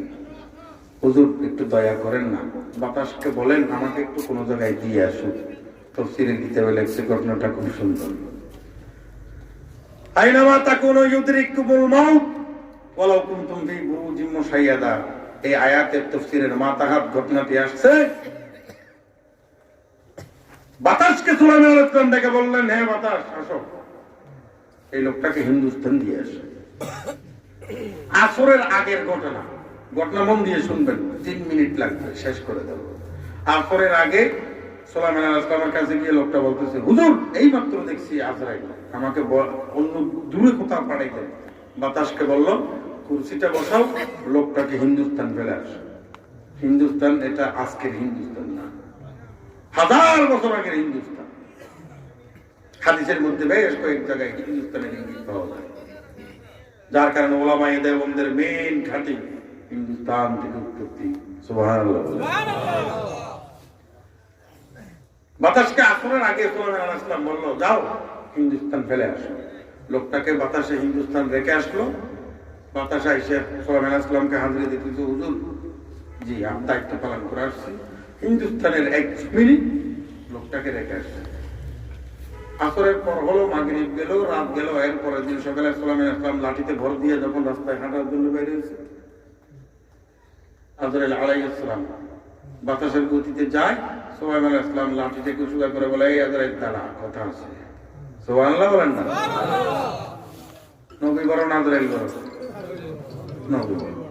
আজরাইল এসে নবীর কাছে কয়, হুজুর আল্লাহ তো অর্ডার করছে, নোটিশ এসে গেছে, জানটা কবজা করার জন্য অনুমতি আছে। কার কাছে জিজ্ঞেস করে? নবীর কাছে। সব নবীর কাছে, শুধু সুলাইমান আলাইহিস সালাম না, নবীদের কাছে এসে কয় জানটা কবজা করার অনুমতি আছে নি? নবী যদি বলে হ্যাঁ, নবী যদি বলে না, যেটাই বলবে সেটাই। তো সুলাইমান আলাইহিস সালাম তো মানে সম্মানে সব ক্ষমতার দাপট, তুমি তো বস, নেতা তো, নবী সবার নেতা না? আজরাইল দাঁড়াও, নাম কথা আছে। আজরাইল সে হঠাৎ এত ধমক দিয়ে কেন আমাকে নামাইলে? বল নামাইতেছি, তোমাকে আল্লাহ দায়িত্ব দিয়েছে চাঁদ কবজা করার জন্য, ভয় লাগানোর দায়িত্ব তো তোমাকে দেওয়া হয় নাই। বলো হ্যাঁ হুজুর ঠিক আছে, ভয় লাগানোর দায়িত্ব আমার, জান কবজা করার আমার দায়িত্ব। তো গতকাল আসরের আগে বাইতুল মুকাদ্দাসের মাঠে কাকে ভয় লাগাইছো তুমি? এইভাবে সবগুলা চালাই দেন। কে গো? সুলাইমান আলাইহিস সালাম আজরাইলকে প্রশ্ন। সুলাইমান আলাইহিস সালাম বলছে, বলো হুজুর না, বাস্তবে বিশ্বাস করুন হুজুর, আসমান এবং জমিনের মাঝখানে ভয় কাউকে আমি লাগাই না, আমি শুধু রুটে নিয়ে যাই, জান কবজা করি। গতকালকে আসরের আগে যাকে ভয় লাগাইছি বলছেন আপনি, আসলে আমি ভয় লাগাই নাই, আমার তাকানির স্টাইল দেখে সে নিজে ভয় পাইছে। বলে কেন? হুজুর আসরের আগে আমার কাছে নোটিশ আসছে, অমুক নামে, অমুক বাবার নাম অমুক, নিজের নাম অমুক, এই সেই সব মিলে গিয়া আসরের নামাজের পরে জান কবজা হবে, লোকেশন হিন্দুস্তান। আমি হুজুর নোটিশ নিয়ে যখন তারা খুঁজতে আসছি, দেখতেছি সে বাইতুল মুকাদ্দাসের মাঠে ঘুরতেছে। তো আমি তারা দেখে অবাক হইলাম। পাকে হলে 1000 পাকে থাকলেও তো তুই এখান থেকে হিন্দুস্তান যাইতে পারবি না আসরের পরে। তুই এখানে কি করো? তুই আসরের পরে তো মরবি, জানটা আসরের পরে কবজা হবে। তবে জান কবজা করার লোকেশন লেখা আছে হিন্দুস্তান। হিন্দুস্তান থেকে ফিলিস্তিন বিমানে যাইতেও তো লাগে 7 ঘন্টা। তো আসরের পরে হিন্দুস্তান উপস্থিত হবি কেমনে? আমি জানটা কবজা করবো কেমনে? বাপরে বাপ, আমার তো বুঝে আসতেছে না। তোর জান কবজা করার লোকেশন হিন্দুস্তান, তুই এখানে বাইতুল মুকাদ্দাসের মানে কি? এইভাবে তাকাইছিলেন না না সালাম আলাইকুম হয় ঠিক আছে। সালাম আসসালাম কই এই টাকা নিতে সে ভয় পাইছিল না? বলো হুজুর ভয় পাইছে তো পাইছে, আপনি তো তাকে হিন্দুস্তান পাঠাইছেন বাতাস দিয়ে। আপনি আসরের আগে তাকে বাতাসের সহায়তায় কুরসির মাধ্যমে হিন্দুস্তান পাঠাইছেন। আপনি পাঠানোর পরে আসরের আজান হলো, নামাজ হলো, নামাজের পরে আমি কুরসি ছাড়া হাজির, আসরের পরেই তো জান কবজা করে নিয়েছি। সালাম আলাইকুম কই আসলে সত্যি বলেছি। কেন? কোরআন কারীমের মধ্যে আল্লাহ পাক রব্বুল আলামিন বললেন, যেখানেই যাও তুমি মরণ থেকে বাঁচার কোনো সুযোগ আইলামা তাকুনু ইউদরিকুমুল মাউত ওয়ালাউ কুনতুম ফি বুরুজিন মুশাইয়াদা। তুমি পালিয়ে থাকো বা লুকিয়ে থাকো রে বান্দা, যেখানেই যাইবা, যে অবস্থায় যাইবা, মরণ থেকে তোমার বাঁচার কোনো সুযোগ হবে না। তাহলে সালামের আলাইহিস সালামের উম্মত ফিলিস্তিন থেকে লোকটা মরণ থেকে পালিয়ে গেল হিন্দুস্তানের বুকে। আজরাইল আসরের আগে এখানে দেখলো, আসরের পরে হিন্দুস্তানে গিয়া তার জানটা কবজা করে নিল। তাহলে বোঝা যায় 1000 কিলোমিটার পালিয়েও যদি, লুকিয়েও যদি তুমি যাও, আল্লাহ রাব্বুল আলামিন বললেন ইউদরিকুমুল মাউত, মরণ তোমাকে ঠিকই ধরে ফেলবে। তবে আমরা জাহান্নাম থেকে বাঁচার জন্য চেষ্টা করি না, মরণ থেকে বাঁচার জন্য চেষ্টা করি। চিৎকার দিয়ে বলেন ঠিক কিনা? আমরা মরণ থেকে বাঁচার জন্য চেষ্টা করি, আসলে জাহান্নাম থেকে বাঁচার জন্য চেষ্টা করা দরকার। মরণের কোনো গ্যারান্টি নেই, কোনো নির্দিষ্ট সময় নেই। বাঁচার জন্য চেষ্টা করলেও বাঁচা সম্ভব না। আমি কতটুকু যাইতে পারবো? সুলাইমান আলাইহিস সালামের উম্মতটা তো 6 ঘন্টা বিমানের পথ অতিক্রম করেও বাঁচতে পারলো না, ঠিক নেই? এই মরণ আসার আগে যেটা করব সেটাই তো আমার আমলনামায় যোগ হবে, তাই না? এই এলাকায় যে একটা মহিলা মাদ্রাসা হলো, এই মহিলা মাদ্রাসা আছে বলেই তো আমার আপনার সকলের মেয়েগুলো এখানে পড়ে পর্দানুশী শিখছি, এখানে পড়ে দিন শিখছি, তাই না? এই মাদ্রাসার দিকে তাকানোর দরকার আমার আপনার সকলের। তাই এই মাদ্রাসার দিকে সুখে দুঃখে নজর রাখতে হবে আপনাদেরকে। মাদ্রাসাগুলো আছে বলে এই মহিলারা কোরআন শিখে সুযোগ পায়। স্কুলে ভর্তি করে দেন আপনি, 10 বছর পড়ানোর পরও 30 পারা না 1 পারাও মুখস্থ করাইতে পারবেন না, কারণ স্কুলে তো ওই পরিবেশ নাই। কোরআন মুখস্থ করার পরিবেশ, হেফজ করার পরিবেশ স্কুলে পাবেন? স্কুলে আপনি মাস্টার ডিগ্রি অর্জন করানোর জন্য সুযোগটা পাবেন, তবে আল্লাহর কোরআন হেফজ করানোর সুযোগটা তো এই ধরনের মহিলা মাদ্রাসায় হয়। এই মাদ্রাসাগুলো রহমত, কোরআন পড়া হয়, রাত দিন কোরআনের যেখানে তেলাওয়াত হয়, হাদিস কুতুববিলি যেখানে সব সময় হয়, প্রতিটা অক্ষরের বিনিময়েই তো আল্লাহ পৃথিবীতে রহমত নাযিল করছে। চিৎকার দিয়ে বলুন সুবহানাল্লাহ। তো এমন একটা প্রতিষ্ঠান যে হলো আপনারা খুশি না বেজার? সর্বপ্রথম এমন একজন মানুষ চাইবো, হুজুর আমি এই মাদ্রাসার পরিবেশটা বজায় রাখার জন্য, দ্বীনি পরিবেশটা টিকিয়ে থাকার জন্য, এই মাদ্রাসার জন্য আমি 10,000 টাকা আগামী বছর মাহফিল হওয়ার আগে আগে দেওয়ার জন্য তৈরি হব এবং নামটা লেখাই দেব। নামটা লেখানোর পর যদি আপনি মরেও যান, আগামী আজকে রাত্রে টাকা দেওয়ার সুযোগ হয়তো পাইলেন না, কিন্তু ফেরেশতারা এই নামটা আপনি যে মাদ্রাসায় 10,000 টাকা দান করার জন্য নিয়ত করে নামটা লেখাইছেন, ফেরেশতারাও লিখে রাখছে 10,000 টাকা দেওয়ার নিয়ত করছে। হাদিসের মধ্যে আছে নেকের কাজ করার নিয়ত করার সাথে সাথে সওয়াবগুলো আমলনামায় লিপিবদ্ধ করা হয়। সুবহানাল্লাহ। তো আপনি দেওয়ার নিয়ত করবেন, নামটা লেখার সাথে সাথেই ফেরেশতারাও লিখবে, আল্লাহই খুশি হবে আল্লাহ বলবে বান্দা তোর তো টাকা নাই বুঝছি, 1 বছরের ভিতরে তুই যদি টাকা দেওয়ার নিয়ত করস, আমি আল্লাহর কাছে তুই চাইলি আমি কি তোকে কয়েক লক্ষ টাকা দিতে পারি না? পৃথিবীর সব মানুষকে আমি দিই, আমি গুন্ডা সান্ডা মস্তান কামার সামার কুমার সবাইকে এত টাকার মালিক বানাই, তুই আমার কাছে একটু কান্না করে চা, আমি তোকে কত টাকার মালিক বানাই। তাহলে 1 বছরের ভিতরে অন্তত এই টাকাটা দেওয়ার জন্য তো আপনাকে আল্লাহ টাকায় বরকত দিয়ে ভরপুর করে দিতে পারে, পারে কি পারে না? একজন মানুষ চাইবো শুধু, যেই মানুষটা 10,000 টাকা এই মাদ্রাসার ফান্ডে আগামী বছর 1 বছরের ভিতরে আপনার সময় মতো আপনি দিয়ে দিতে পারবেন। আজকে দেওয়ার জন্য সাদা একটা মাঞ্জা এবং তার রংটাও ছিল সাদা, সেই সাদার ভিতরে কসকস কসকস কিছু রং ছিল, এত সৌন্দর্যও ছিল না। এর ভিতরে বিশাল আম গাছ এবং আমগুলো লুকিয়ে রেখেছেন কে?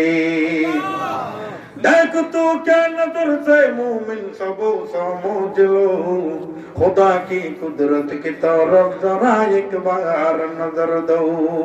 আমার ভাইরা সেই আমের আটির দিকে নজর দিলে তো বুঝি একটা আমের আটির ভিতরে যদি একটা বিশাল গাছ লুকিয়ে রাখে, সেই বিশাল গাছের ভিতরে যদি হাজার হাজার আমগুলো ঝুলে ঝুলে তোকায় তোকায় লুকিয়ে রাখতে পারে, আল্লাহ রাব্বুল আলামিন আপনার চারিপাশে আপনার জন্য এমন লক্ষ লক্ষ বরকত লুকিয়ে রেখেছে, আপনি তো এখনো বুঝতে পারেন নাই।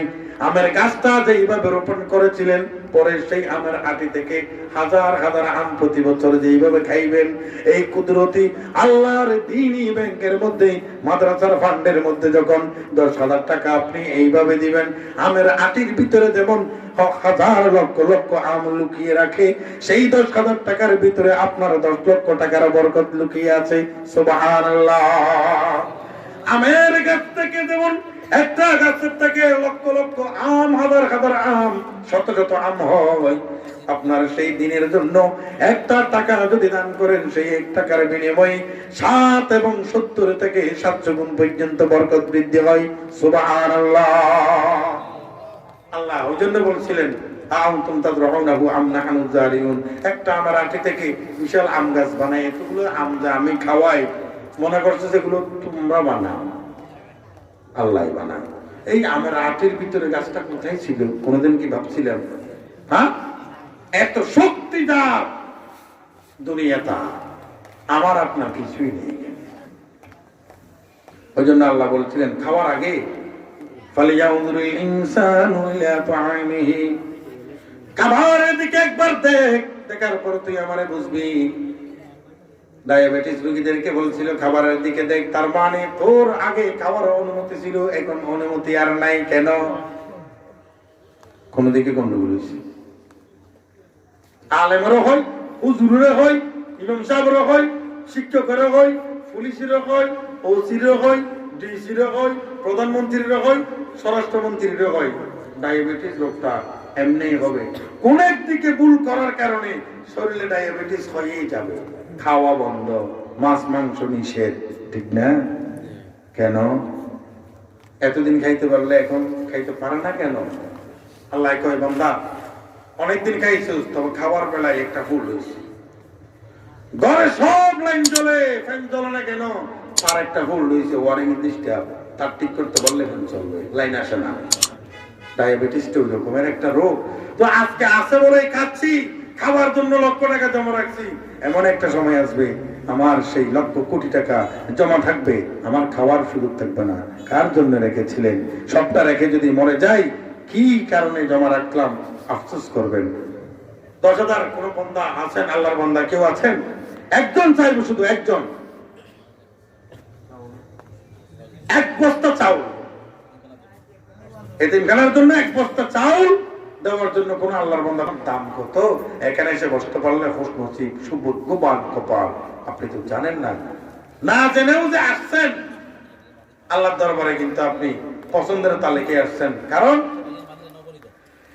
কেউ বা বসে রাস্তায় আপন বিড়ি টেনে যায়, কেউ বসে নাটক সিনেমা দেখে টিভির পর্দায়, ঠিক না?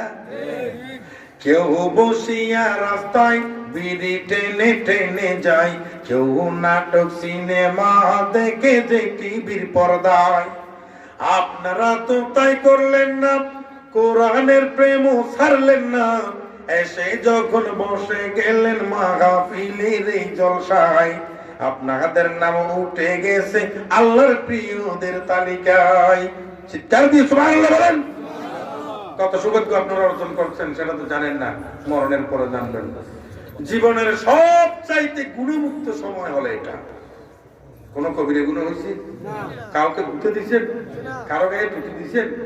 কাউকে কোনো কষ্ট দিচ্ছেন? নিরাপদ সময়, গুণে ছাড়া সময় কাটাইছেন হায়াতের থেকে। এই সময়টা কারো ক্ষতি করা ছাড়া, কোন দুনিয়ার টেনশন মাথায় নেওয়া ছাড়া, এই আল্লাহ কোরআনে কি বলছে, হাদিসে কি বলছে, নবীজি এটা শোনার জন্য এই যে বসছেন সময়টা দামি ভাবে কাটাইছেন। এখানে আপনার অন্য কিছু নিয়ে কোনো টেনশন নেই। দেখি হুজুর কি বলে, দেখি আখিরাতের বিষয়ে কি বলে, দেখি আল্লাহ কি বলছে, দেখি নবী কি বলছে, এইটাই তো আপনার মাথায় ছিল, তাই না? তাহলে এই যে দুনিয়ার মুক্ত সময়, দুনিয়ার সাথে কোনো টেনশন মুক্ত সময় যে ছিল, এই সময়টা দামি সময়। আপনি এখান থেকে বের হওয়ার পর চিন্তা করবেন আগামীকাল ধানগুলো কেমনে কাটবো, এটা দুনিয়ার চিন্তা।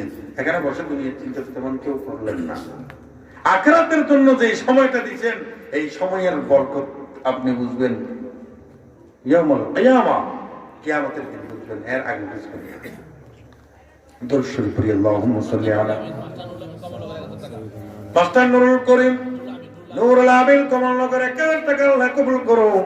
দ্বীন ইমানে আমলে হায়াতে রিজিকে ব্যবসা বাণিজ্যে তুমি বরকত দান করো, আমিন। যার যতটুকু সম্ভব এই মাদ্রাসা নয়, যার আশেপাশে যা মাদ্রাসা আছে একটু খেয়াল রাখবেন, একটু সম্পর্ক রাখবেন, একটু নজর দিবেন। এটার কারণে আপনি বদলা আল্লাহর কাছে পাবেন। মাঝে মাঝে যাবেন, হুজুর মাদ্রাসার হালত কেমন চলতেছে, তো আল্লাহর রহমতে একটা 100 টাকার নোট দিয়ে বলবেন হুজুর এটা মাদ্রাসার ফান্ডে রাখে। এই যে 100 টাকা দিয়ে আপনি চলে গেলেন, আপনি চলে আসার পর ভুলে গেলেন যে 100 টাকা দিলেন। ফেরেশতারা এটা আল্লাহর কাছে যখন রিপোর্টটা জমা দিব, এই যে একটা কোরআনের, দ্বীনের, হাদিসের, ইমানের একটা প্রতিষ্ঠান, এখানে তো আপনি 100 টাকা দিচ্ছেন, তো আল্লাহ ফেরেশতাদেরকে ডেকে বলবে, হ্যাঁ ঠিক আছে আল্লাহ, আমার ফেরেশতারা আমার যেই বান্দা এইভাবে 100 টাকা কোরআনের জন্য দিল, তোমরা তাদেরকে একটু বেশি করে বরকত দিও, কারণ সে বুঝছে আমার জন্য, আমার কোরআনের জন্য দিলে বরকত হয়, সে বরকতের আশাই দিছি, বেশি করে বরকত দাও। এই বরকত টাকায়ও হতে পারে, এই বরকত হায়াতেও হতে পারে। অনেকে বলে না যে এইভাবে গাড়িতে গেছে 1 ইঞ্চির লেগে আমার গায়ে ধাক্কা লাগে না, 1.5 ইঞ্চি আসলে লাগতো না। এরকম একটা বরকতের কারণে হায়াতে বরকত হয়েছে। এগুলো পুঙ্গনে পুঙ্গনে হিসেব করলে বুঝতে পারবো।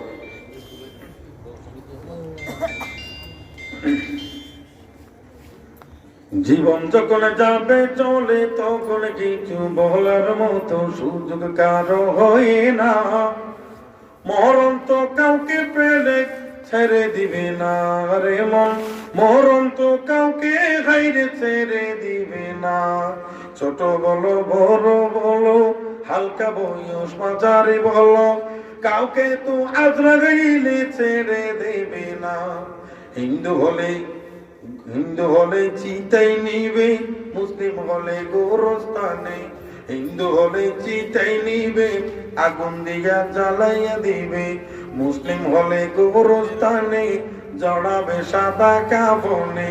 দুনিয়াতে টাকার কোনো সুযোগ হবে না, দুনিয়াতে টাকার কোনো সুযোগ হবে না। এই দুনিয়া চিরদিনের নয়ের ঠিকানা, মন এই দুনিয়া চিরদিনের নয়ের ঠিকানা। আম্মা গেল, আব্বা গেল, দাদা দাদি ভাই গেল, মামা চাচা খালা গেল, ফিরে এলো না। কখন জানি চলে যাব, হায়াতের দম ফুরিয়ে নেব। যত চেষ্টা করব আমি দম নিতে পারবো না, এত চেষ্টা করার পরেও বাঁচতে পারবো না। ঠিক না বন্ধুরা? বাঁচার কোনো সুযোগ নেই। চেষ্টা করব আল্লাহর গোলামি করতে, চেষ্টা করব আল্লাহকে চিনতে। আগামীকাল থেকে খাওয়ার আগে খাবারের দিকে তাকাইয়ে একবার চিন্তা করবেন, আল্লাহ তুমি এই জন্য তাকাইতে বলছিলে না? এই যে আঙ্গুরটা খাচ্ছি, সামনে আসলো, এই আঙ্গুরের গাছ কোথায়? আপনার ঘরের পিছনে? কোথায়? ইন্ডিয়া আর পাকিস্তান। ইন্ডিয়া পাকিস্তান আঙ্গুরের বাগানগুলো হয়, আমাদের দেশে যেভাবে হয় ওইরকম হয়। ওখানে আঙ্গুর গরুও খায় না। ইন্ডিয়া পাকিস্তানের গরুও আঙ্গুর খায় না। এরা কয় এই আঙ্গুর গুলো দেশ থেকে চলে যেত, অনেক ভালো হইত, কত আর খাইতে পারে। এই আঙ্গুর গুলো তো ওখান থেকে আসতেছে আপনাদের জন্য হইতো নাকি? যদি পাকিস্তান থেকে ইন্ডিয়া থেকে 1 কেজি আঙ্গুর কিনে আনতে হতো, 1 কেজি আঙ্গুরের দাম 8 লাখ টাকা হতো না? আল্লাহ কয় না রে বান্দা, কষ্ট করিস না, তোর সামনে আমি আঙ্গুর পাঠাবো, তবে খাওয়ার আগে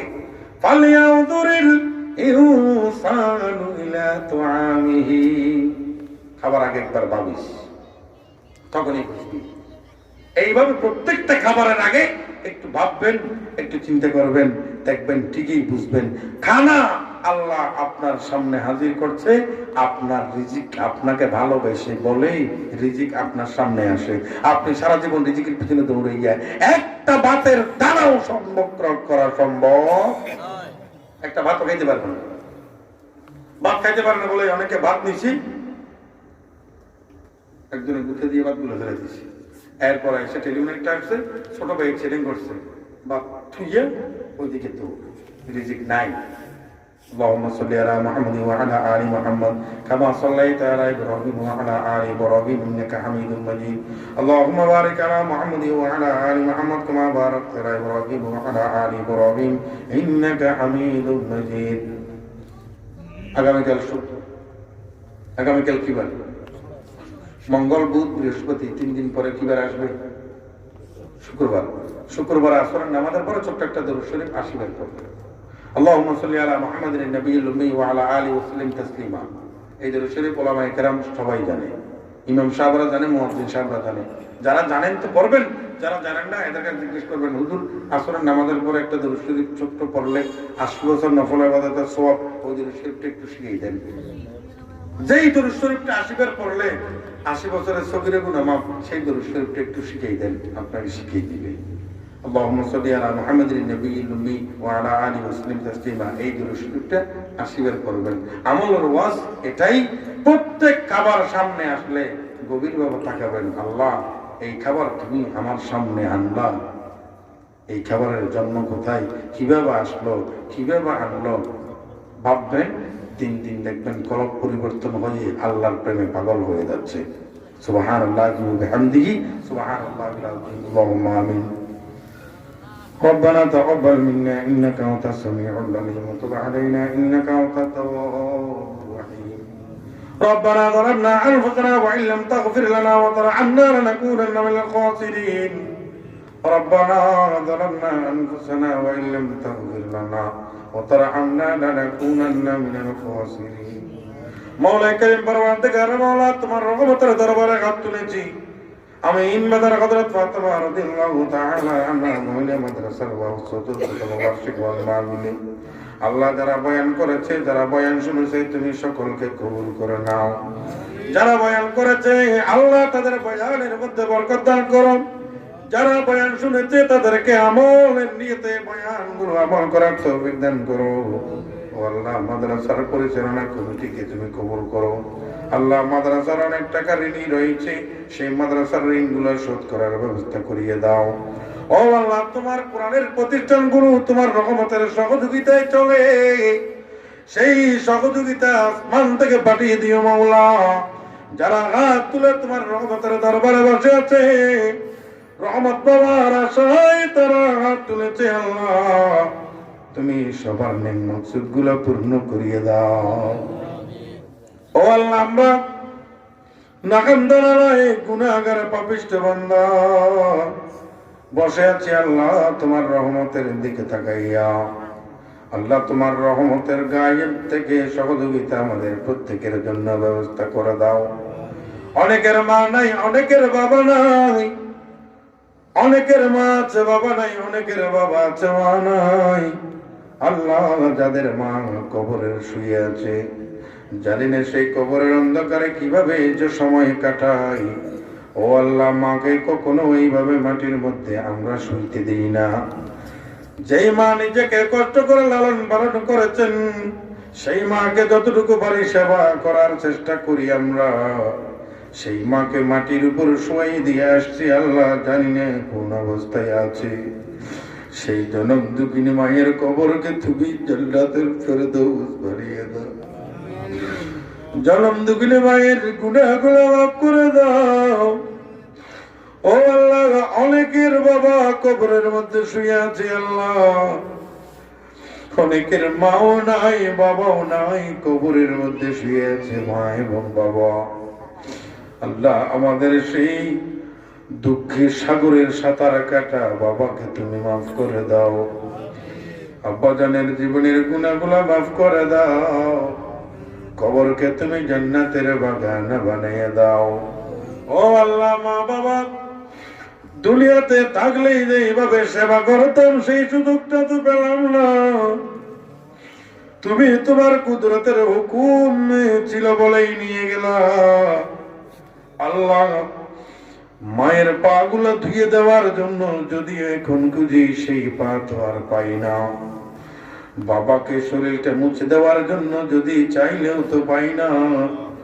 আল্লাহ, তাদের খেদমত সেবা করবার জন্য মনটা অস্থির হয়ে পড়ে আছে। আল্লাহ, কবরের মধ্যে শুয়ে আছে, কোনো সেবা করার সুযোগ নাই।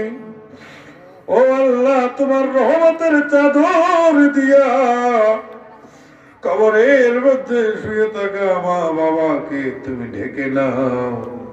তাদের কবরের সাথে জান্নাতের সুরঙ্গ করিয়ে দাও।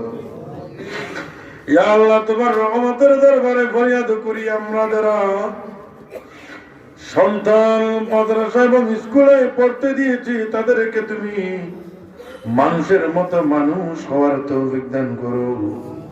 যাদের পরীক্ষায় পাশ করে দাও এবং সন্তানদেরকে মেধাবী বানাও, দিন বুঝার তৌফিক দান করে দাও।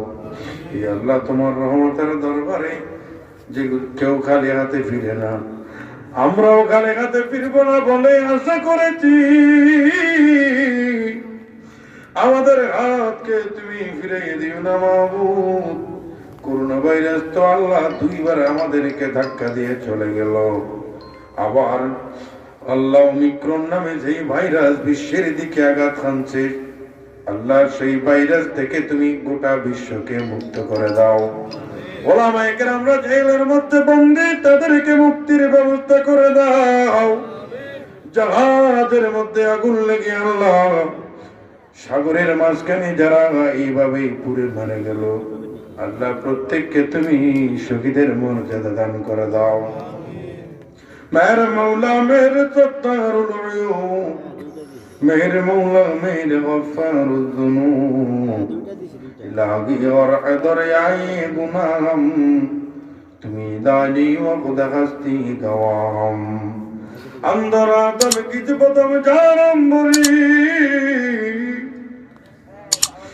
যখন আল্লাহ শরীর থেকে যখন আমাদের রূহটা বের হয়ে যাবে, তখন আমাদেরকে কালেমাটা মুখের মধ্যে জারি করে দাও। মুখের মধ্যে কালেমাটা নিয়ে যেন কবরের দিকে পাড়ি দিতে পারি।